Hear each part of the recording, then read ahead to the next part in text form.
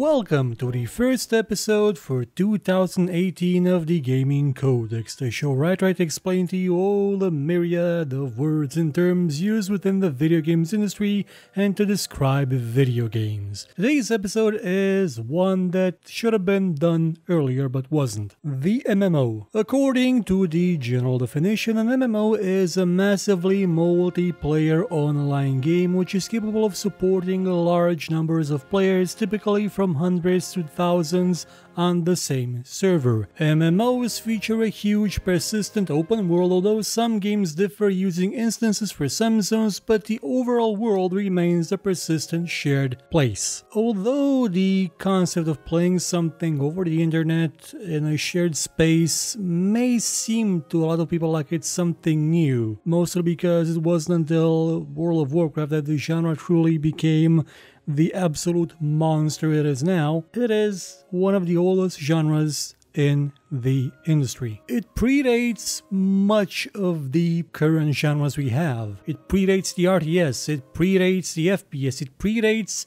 pretty much anything that wasn't a side-scrolling action game or a turn-based game or a very awkward sports game. Its origins lie in the very old mainframes of various universities in the USA and later in Europe and other places, where people built online worlds that they could explore, but not as you would explore something like Colossal Cave by yourself. Instead, these games were built to be a shared experience, where multiple people could go in and talk to each other over the internet. Experience a common adventure. Sure, it was mainly text because there really wasn't much more you could do back then other than text, but it was, for the most part, the concept of the MMO we have today. Slightly better, some would say, because there was no grind to it. There was no, oh, you dinged level 100? You thought that was the end of it? Well, tough luck, we just launched an expansion, level 120 now,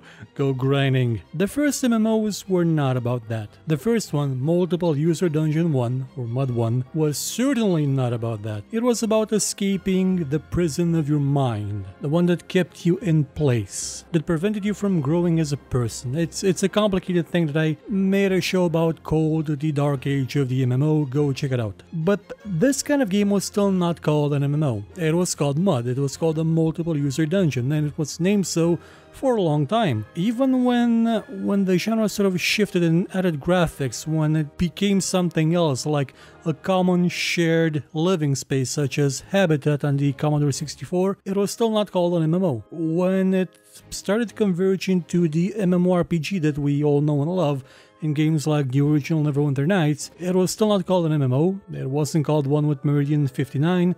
It was called one with Ultima Underworld, which is the game that coined the phrase, and Richard Garriott, the creator of the game, is responsible for pretty much naming the genre, naming it MMO, naming Ultima Online MMORPG. And Ultima Online was pretty much as close to a mainstream success as the genre got up until then. People were paying money just to get access to the beta of that game, and it had hundreds of thousands of players. If you add all the pirated servers, millions. And more games like it started to appear, though maybe not completely exactly like it, since Ultima Underworld was built on the template of its predecessors, of its single-player predecessors, meaning it was more of a sandbox kind of affair where people could do things that you would consider as being high-level stuff in today's games. They influenced the economy, they influenced the ecology, they had an effect on the world around them, and it in turn had an effect on them. It was a player-driven experience, which is not something a lot of people enjoyed because those tend to be a bit harder to get into,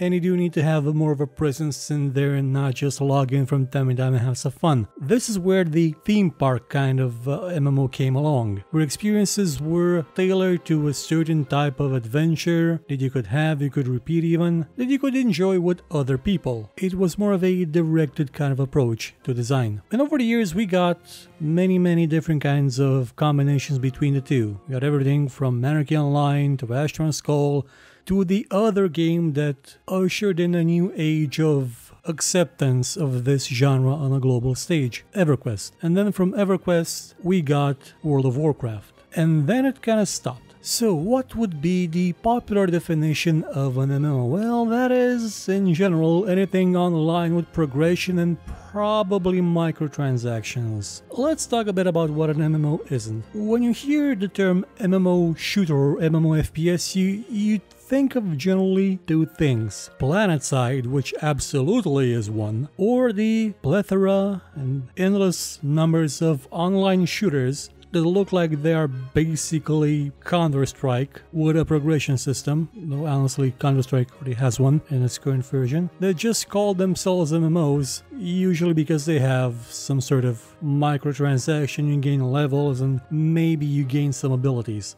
Those are not MMOs. Neither are games like World of Tanks, games like War Thunder, pretty much any game where you do not actually exist in a world that is persistent and where hundreds of people coexist. If it's a session-based thing, it's not an MMO. You may as well say that Rainbow Six Siege is one, and it's not. But there has been this gradual and very annoying watering down of the term itself. And it was done a lot by games coming out of Asia, which is kind of bizarre because Asia is a giant market for actual MMOs. They make a lot of them, with big, huge, sprawling, persistent worlds, usually filled with 3 Dogabes spawning in the same place over and over again that you have to kill for 50 hours to gain one level. But apart from those, which, yeah, they're not great MMOs, but they are MMOs, there's also the other kind of game, your Crossfires, your Alliance of Valiant Arms, you know the kind. Those do not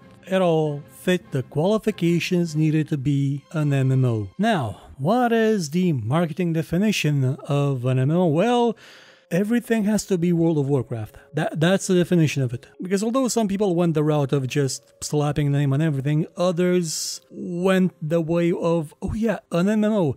Like World of Warcraft, that's what we have to make, and that's what everyone did. After World of Warcraft, things went insane. You had games that were absolutely phenomenal, like Star Wars Galaxies being morphed into World of Warcraft, because it was a more approachable kind of game. Instead of building upon what made that game successful, they turned it into World of Warcraft. It got to the point where people were copying exact mechanics from WoW for no reason. Technology had advanced, you didn't have to put in the exact same kind of combat. They copied the way skills worked, the way progression worked, they copied everything, believing that's what MMO was. No, that was just World of Warcraft. That was its interpretation. Well, not even its interpretation, that was its interpretation of how to improve upon EverQuest. And for a long time that became the MMO, nothing else. In a certain way it still is. A lot of people just see MMO as being World of Warcraft. Instead of, I don't know, Everjane. Everjane is a social MMO set in the Regency period in America. Okay, I don't think it has hundreds of players, but it's more of an MMO than World of Tanks. And to be fair, World of Tanks, even though it's not an MMO, really, it tries to be completely different to World of Warcraft. But when a AAA publisher decides to make an MMO, that's what they go for. That's what Electronic Arts did with the disaster that was,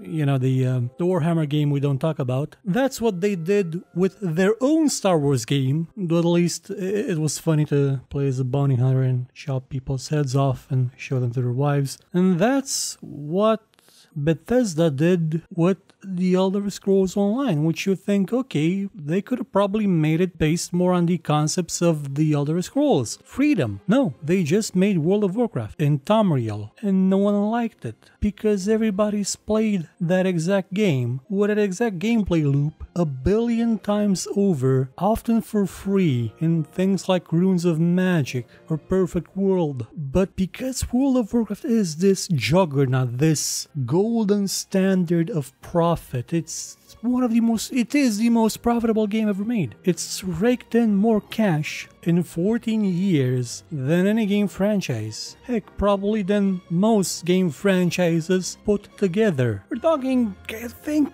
around $10 billion with just one game. Everybody wants a piece of that. Everybody. And they've been trying, and they haven't been succeeding, and they haven't learned, and they probably won't. Now, to be fair, it's not just the AAA studios that are doing this. I've had friends who when trying to design their own MMO, they just used World of Warcraft as a template and then just started to replace the names, the numbers, and just remake it. But as I've said, the genre is much broader than just World of Warcraft. And again, watch the Dark Age of the MMO show if you want to know more. Or check out the .game documentary series around March. That's when Mud should show up there. So closes another page of the Gaming Codex. Come back next time and we'll talk about a brand new subject. Goodbye and have a very pleasant 2018.